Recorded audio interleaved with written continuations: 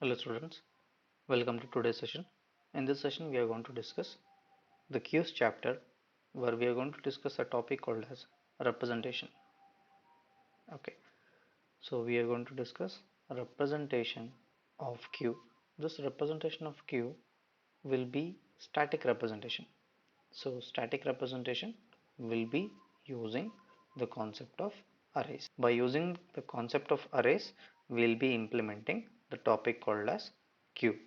So basically, what is a queue is nothing but if I represent any data structure like this or an array like this, so where we are going to insert an element from one end. So this end is called as rar, and this element will be deleted from the other end, which is called as front. So that is, we are going to use two pointers. One pointer will be rar, which is used for insertion, this particular end which is used for insertion, and front end which is used for deletion. Okay, if you want to delete an element, we'll be using a pointer or a no, index called as front. For insertion, we'll be using an index or a pointer called as rar.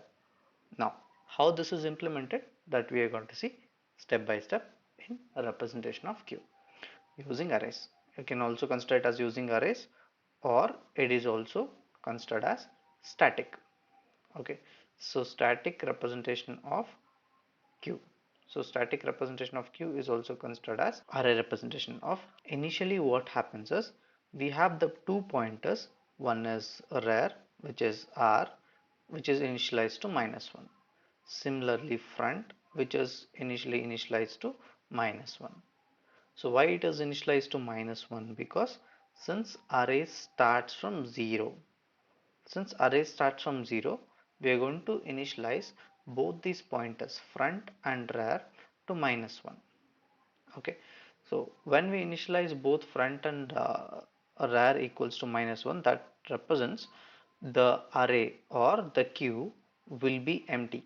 So there is no element in the queue. So that will be represented by when both rar and front equals to -1. So if I just write a simple array representation like this, so I'll consider an array size of 3 elements.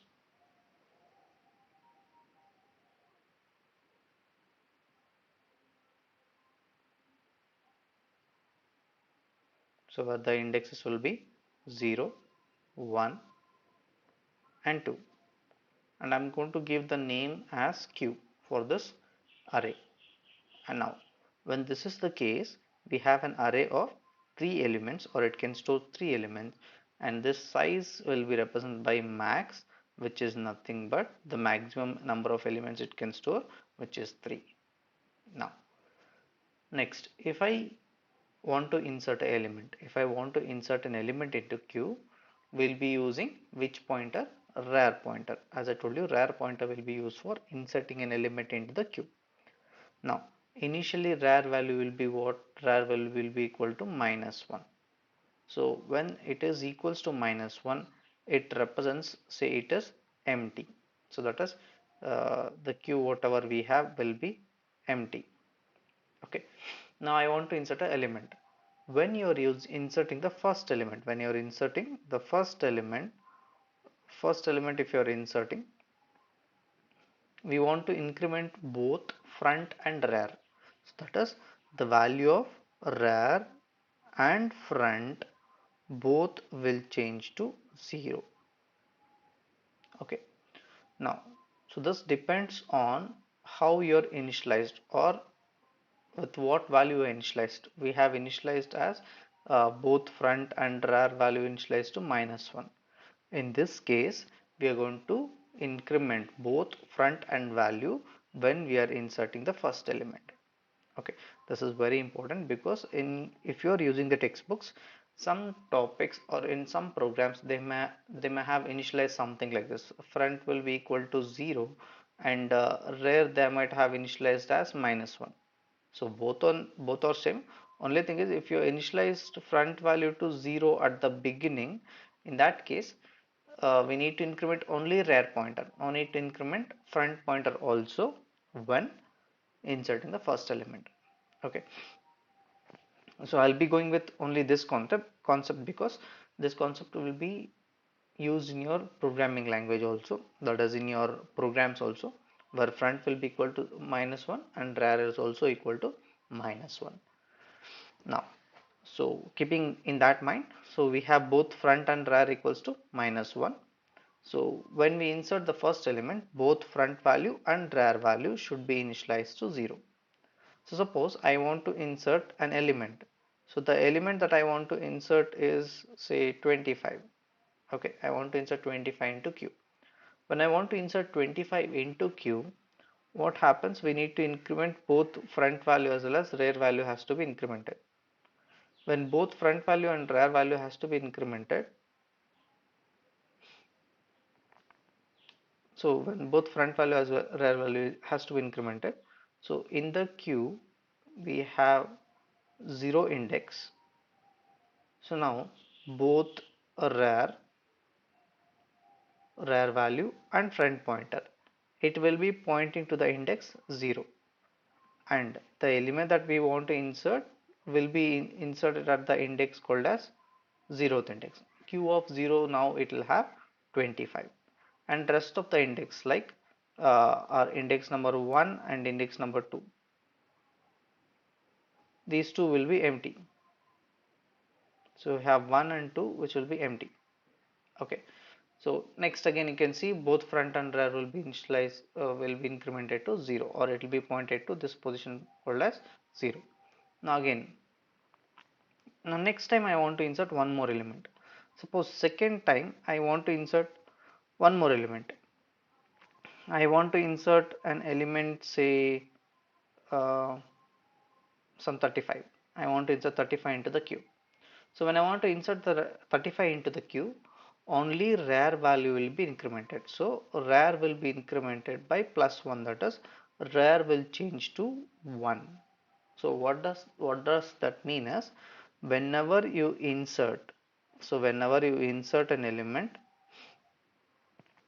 so this insertion function is called as NQ, that we have already discussed in the previous session. Whenever I want to insert an element, what we should do, we should increment rear value, that is we should increment rear by 1, that is rear plus plus. So when you're inserting the first element, what happens? When you're inserting the first element, both front and rear will be incremented by 1. So first element, as we discussed, front value and rear value both will be initialized to 0 when we are inserting the first element. Now as you insert the other elements like second and third element, the value of rear will be incremented by 1. Okay, remember, for the first element only we'll be incrementing both front and rear value to 0. Now I want to insert 35, so I have inserted the value 35 at index 1, which is nothing but rear value will change from 0 to 1. The front index will remain at the 0 index itself, but rear value will change to 1.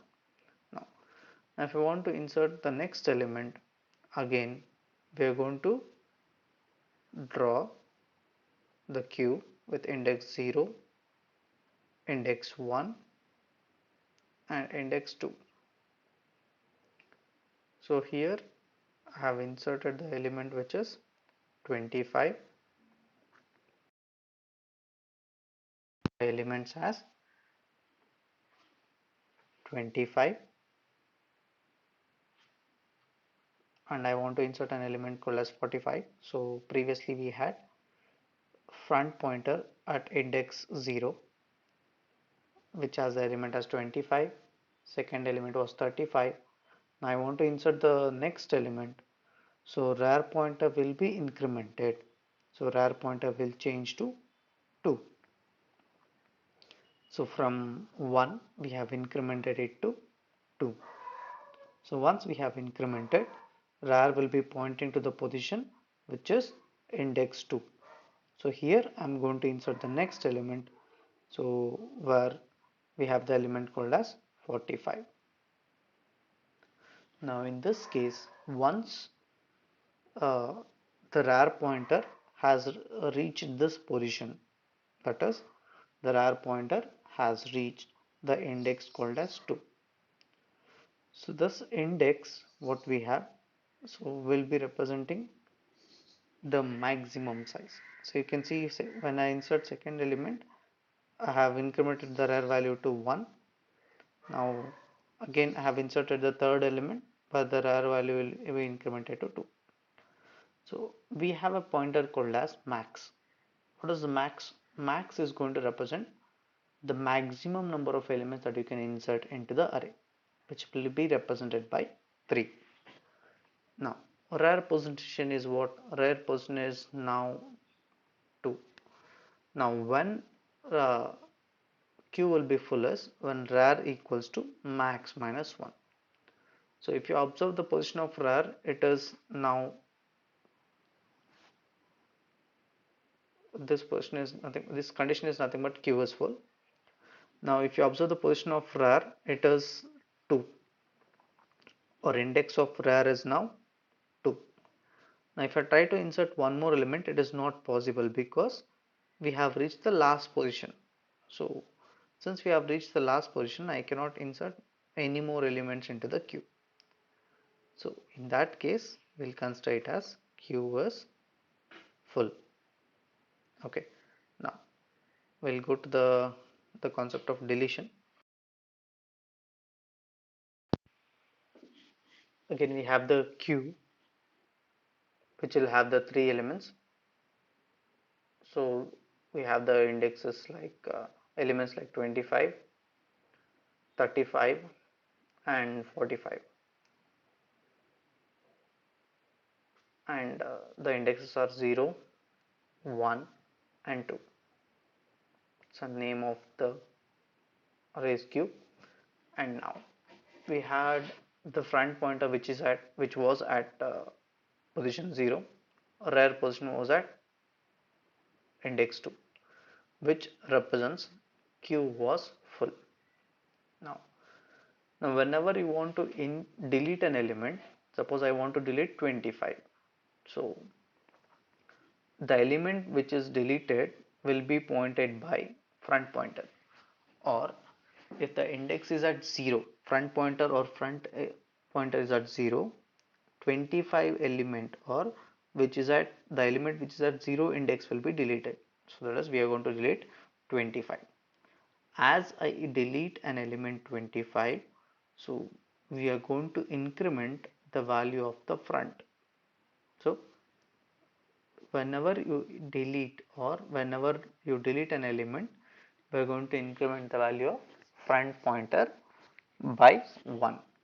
So we have the elements like uh, or now front pointer will be at which index? Index 1, and the element we have at index 1 is 35, and we have the element 45 at second index, which is pointed by rear pointer. Okay. Now again, if I want to delete the second element also, now if I delete 35 also, again what happens? We are going to increment the value of front pointer. So since front pointer was at index 1, we are going to delete front pointer, and we are going to increment front value.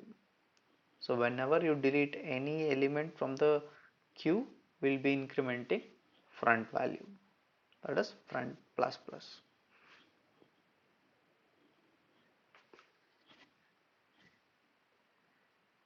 Now whenever you insert, we'll be incrementing rear value. Whenever you delete, you will be incrementing front value, except in the case of first element. Okay. Now whenever I delete 35 also, now front value will be pointing to which position? Index 2. So we have deleted 35 also, so now front value will be at index 2, so that will be pointing to 45. Now after deleting 45 also, front value will be incremented again. Now it is nothing but front value will change to the number which is 3, or index which is 3. So if you observe, now front value was 3 and rear value was 2. Now this is nothing but queue is empty.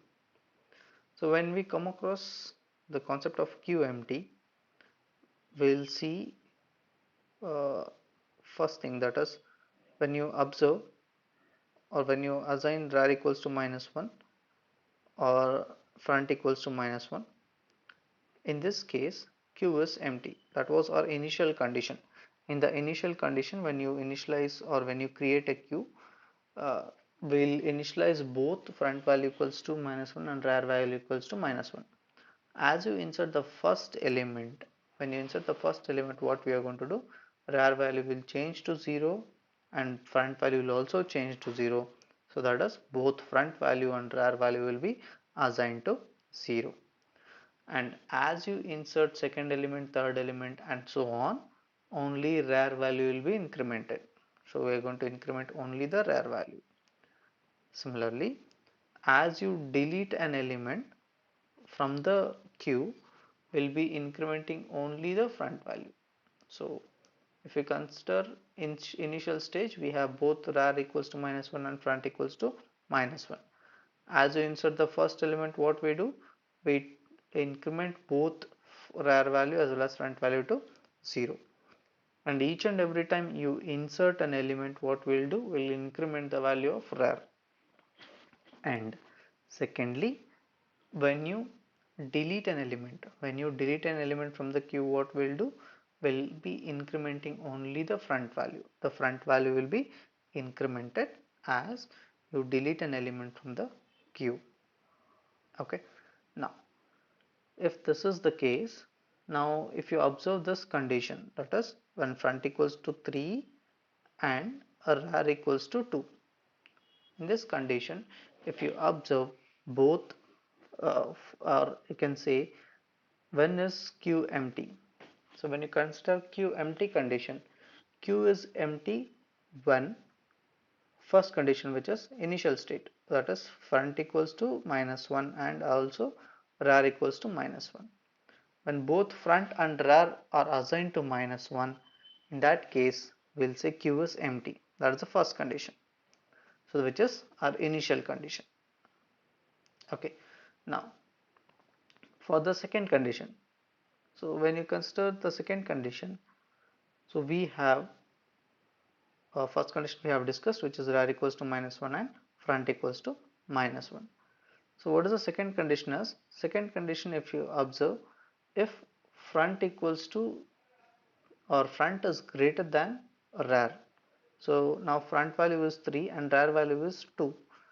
So in this case, the queue is empty. If you observe, front is 3 and rear is 2. So which is front is greater than rear. So you can check two conditions for checking the empty, uh, checking that when queue is empty. One, say initial stage, that is rear equals to front equals to minus 1, or when front is greater than or equal to rear or greater than rear. So when is queue full? Queue is full when rear equals to maximum minus 1. When rear reaches maximum minus 1 position, in that case the queue will be full. I hope this is understanding the concept, is you are able to understand the concept, which is about linear queue or simple queue, where we have discussed the topics like how to insert an element, how to delete an element from the queue by using rear pointer and front pointer.